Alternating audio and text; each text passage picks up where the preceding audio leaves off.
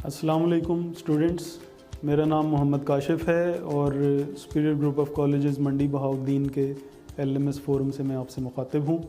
और आज मैं आपके लिए लाया हूँ अकाउंटिंग के सिलसिले का दूसरा लेक्चर। आज के लेक्चर में हम अकाउंटिंग की जो बेसिक टर्मिनोलॉजी है उसके साथ तारुफ हासिल करेंगे। चंद ऐसी टिपिकल टर्म्स हैं जो कि आपके अकाउंटिंग के सिलेबस में बार बार इस्तेमाल होंगी मुख्तलिफ़ चैप्टर्स में। तो आज मैं कोशिश करूंगा कि वो तमाम बेसिक टर्म्स को इकट्ठा एक ही लेक्चर में एक्सप्लेन कर दूं ताकि आपके लिए फ़्यूचर में कोई मुश्किल पेश ना आए। तो सबसे पहले हम चलते हैं अपनी पहली टर्म की तरफ, वो है बिज़नेस। बिज़नेस का लफ्ज़ हम बार बार इस्तेमाल करेंगे। ऑब्वियसली बिज़नेस के लिए ही हम अकाउंटिंग रिकॉर्ड मेंटेन करते हैं और फाइनेंशियल इंफॉर्मेशन इकट्ठी करते हैं। तो बिज़नेस को अगर हम फॉर्मली डिफ़ाइन करना चाहें तो बिज़नेस की डेफिनेशन ये है कि any activity which is undertaken with the purpose of earning profit is called business. यानी मुनाफा कमाने की गरज से कोई भी जायज़ कारोबार जो किया जाता है उसको हम बिज़नेस का नाम देते हैं। बिज़नेस की मुख्तलिफ़ टाइप्स होती हैं, जैसे कि सोल प्रोप्राइटरशिप बहुत कॉमन टाइप है। ऐसा कारोबार जिसका सिर्फ एक ओनर हो उसे सोल प्रोप्राइटरशिप कहा जाता है। और आपके इर्द गिर्द आपको सबसे ज़्यादा जो बिज़नेसेस नज़र आते हैं वो इसी टाइप के हैं जिनको हम सोल प्रोप्राइटरशिप कहते हैं। अगर कोई भी शख्स अपने ज़ाती वसाइल को इस्तेमाल करते हुए एक दुकान बना लेता है, एक दफ्तर बना लेता है या कोई भी छोटे लेवल का कारोबार शुरू कर लेता है तो उसको हम सोल प्रोप्राइटर कहेंगे। बिज़नेस की इससे बड़ी टाइप है पार्टनरशिप। पार्टनरशिप में एक से ज़्यादा अफराद मिलकर कोई कारोबार करते हैं, वो अपना सरमाया इकट्ठा कर लेते हैं और मिलजुल के कारोबार का इंतज़ाम चलाते हैं, उसको हम पार्टनरशिप कहते हैं। मगर पार्टनरशिप में पार्टनर्स की ज़्यादा से ज़्यादा तादाद 20 तक हो सकती है। अगर कोई बिज़नेस इससे भी बढ़ जाए जिसमें 20 से ज़्यादा लोग शामिल हो जाएं तो उसको फिर कंपनी कहा जाता है। आप अक्सर कारोबार के नाम के साथ लिमिटेड का लफ्ज़ लिखा हुआ देखते होंगे। तो जिस बिज़नेस के साथ भी लिमिटेड का लफ्ज़ लिखा हो वो बुनियादी तौर पे कंपनी कहलाता है। उसका मतलब ये होता है कि उसमें हिस्सेदारों की तादाद 20 से ज़्यादा है। तो कारोबार की मज़ीद इक़साम आगे चल के हम पढ़ेंगे। दूसरी टर्म है ट्रांजैक्शन। ट्रांजैक्शन का लफ्ज़ भी बार बार अकाउंटिंग में इस्तेमाल होगा। Transaction means any dealing between 2 और मोर पर्सनस। 2 या 2 से ज़्यादा लोगों के दरमियान जो डीलिंग होती है उसको ट्रांजैक्शन कहा जाता है। फर्दर अगर इसको स्पेसिफाई किया जाए तो एक टर्म होती है बिज़नेस ट्रांजैक्शन। बिज़नेस ट्रांजैक्शन ऐसी ट्रांजैक्शन है जिसमें कैश का लेन देन शामिल होता है। जैसे अगर हम कोई चीज़ ख़रीदते हैं, कुछ बेचते हैं, कोई एग्रीमेंट करते हैं, कोई एक्सपेंस पे करते हैं, ये तमाम चीज़ें बिज़नेस में ट्रांजैक्शंस कहलाती हैं। और इन्हीं ट्रांजैक्शंस को बिज़नेस के अंदर रिकॉर्ड किया जाता है। तो आप कह सकते हैं कि जो अकाउंटिंग का स्मॉलेस्ट यूनिट है वो एक ट्रांजैक्शन है। ट्रांजैक्शन के बाद अगली टर्म हमारी एसेट्स। एसेट्स से मुराद the things of value which are owned by the business, they are used for the business purposes and they have been purchased for the business. यानी ऐसी चीज़ें जो कारोबार के लिए ख़रीदी गई हों, कारोबार की मिल्कियत हों और कारोबारी मकासद के लिए इस्तेमाल हो रही हों, वो एसेट्स कहलाती हैं। एसेट्स में भी बहुत सारी मिसालें हैं, जैसे कि फ़र्नीचर है, गाड़ी है, बिल्डिंग है, या ऑफिस में पड़ा हुआ दीगर सामान है, या दुकान में पड़ा हुआ स्टॉक है। ये सब चीज़ें हमारे एसेट्स हैं। नेक्स्ट टर्म है हमारी लायबिलिटीज़। लायबिलिटीज़ का डिक्शनरी मीनिंग तो है ऑब्लिगेशंस, ज़िम्मेदारियाँ। बिज़नेस ने आउटसाइडर्स को जो भी पेमेंट्स फ्यूचर में करनी होती हैं दे आर कॉल्ड लायबिलिटीज़।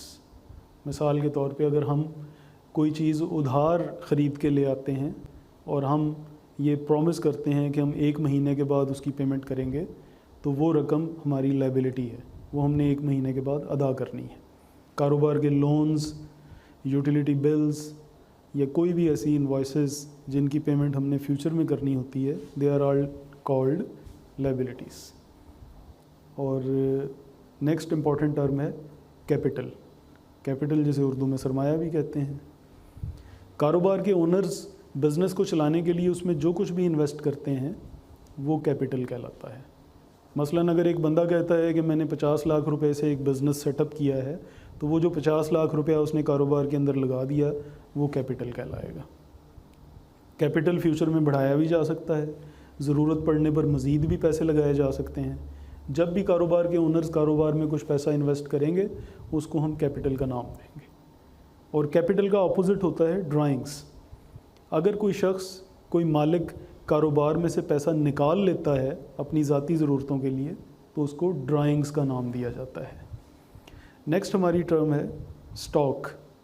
इसको हम मर्चेंडाइज़ भी कहते हैं, इन्वेंट्री भी कहते हैं।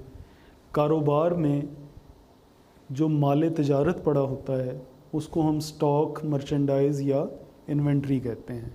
मिसाल के तौर पे अगर एक कपड़े की दुकान है तो उस दुकान में जितना भी कपड़ा मौजूद है जो कि बेचने की गरज से रखा गया है वो उसका स्टॉक या मर्चेंडाइज़ कहलाएगा। एक मेडिकल स्टोर है तो उसका मर्चेंडाइज़ मेडिसन होगी।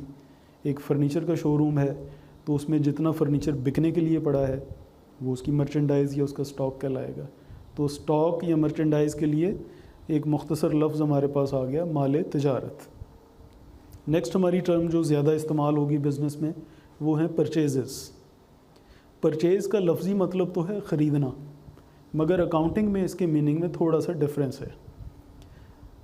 आम ज़ुबान में या आम ज़िंदगी में तो कोई भी चीज़ ख़रीदना परचेज़ कहला सकता है, मगर बिज़नेस में माल तिजारत को ख़रीदना परचेज़ कहलाता है। जैसे अगर एक कपड़े का दुकानदार है, वो कपड़ा ख़रीद के लाएगा तो हम कहेंगे कि उसने परचेज़ की हैं। अगर वो अपनी दुकान में रखने के लिए फ़र्नीचर ले आता है, दुकान में लगाने के लिए एसी ख़रीद लेता है या कोई गाड़ी ख़रीद लेता है या कैलकुलेटर या कंप्यूटर ख़रीद लेता है तो वो परचेज़ नहीं कहलाएंगी, क्योंकि उसका बिज़नेस कपड़े का है। इसी तरह एक फ़र्नीचर शोरूम वाला है, वो जब फ़र्नीचर परचेज़ करेगा तो हम कहेंगे कि उसने परचेज़ की हैं। अगर वो कोई और चीज़ ख़रीद के लाता है तो वो परचेज़ नहीं कहलाएंगी। इसी तरह एक लफ्ज़ सेल्स है जो बार बार इस्तेमाल होगा। सेल्स का मतलब है माल तिजारत को बेचना। वैसे तो कारोबार में हम कोई भी चीज़ बेच सकते हैं, लेकिन जिस चीज़ की हम तिजारत कर रहे हैं जब उस चीज़ को बेचेंगे तो हम कहेंगे कि हमने सेल्स की है।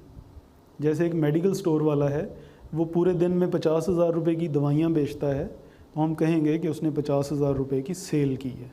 अगर वो अपनी दुकान में पड़ा कोई पुराना सोफ़ा बेच देता है या अपना पुराना फ्रिज बेच देता है तो उसको हम सेल नहीं कहेंगे, उसको सेल्स रेवेन्यू में शामिल नहीं किया जाएगा। नेक्स्ट हमारी टर्म है रिसीवेबल्स। कारोबार में जब हम उधार की ट्रांजैक्शंस करते हैं, जब हम किसी कस्टमर को उधार पे चीज़ें बेचते हैं तो उससे रकम वाजिबुल वसूल होती है जो कि हमने कुछ अरसे के बाद उससे वसूल करनी है। ऐसी रकम जो हमें मुस्तकबिल में जाके मिलेगी उसको हम बिज़नेस का रिसीवेबल कहते हैं। इसके लिए डेटर्स का लफ्ज़ भी इस्तेमाल होता है। और अगली टर्म है पेएबल्स। पेएबल से मुराद है वाजिबुल अदा रकम। अगर हम किसी से उधार कोई चीज़ ख़रीद के लाते हैं तो हमने मुस्तकबिल में उसको पैसे अदा करने हैं। ये चीज़ कारोबार के पेएबल्स में शामिल होगी। इसके बाद अगली इम्पॉर्टेंट टर्म है एक्सपेंसेस। कारोबार में हर वो पैसा जो कारोबार के लिए या मुनाफा कमाने के लिए ख़र्च किया जाता है उसको एक्सपेंसेस का नाम दिया जाता है। जैसे हम दुकान का किराया अदा करते हैं, बिजली का बिल देते हैं, दुकान में काम करने वाले मुलाजमीन को सैलरीज़ देते हैं, ये तमाम अखराजात हम मुनाफा कमाने के लिए या कारोबार को चलाने के लिए कर रहे हैं, तो ये तमाम चीज़ें बिज़नेस के एक्सपेंसेस कहलाएंगी। यहाँ पे जो लफ्ज़ एक्सपेंस है उसके लिए बाज़ औक़ात हम लफ्ज़ एक्सपेंडिचर भी यूज़ करते हैं।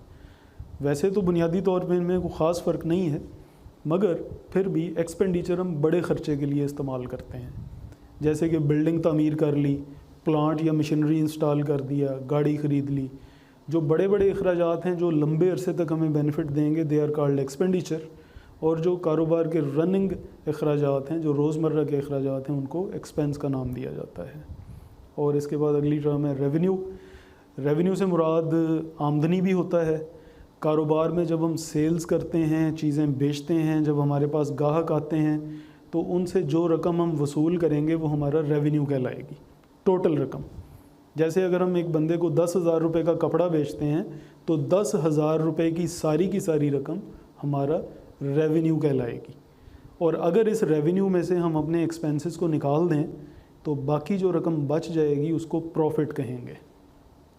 जैसे हमने 10,000 रुपये का कपड़ा बेचा, अगर वो कपड़ा हम 8,000 रुपये में ख़रीद के लाए थे तो 8,000 रुपये हमारा एक्सपेंस हो गया, वो उसमें से निकाल दें तो बाकी जो 2,000 रुपये बचेंगे वो हमारा प्रॉफिट कहलाएगा, जिस पर ओनर का राइट होता है।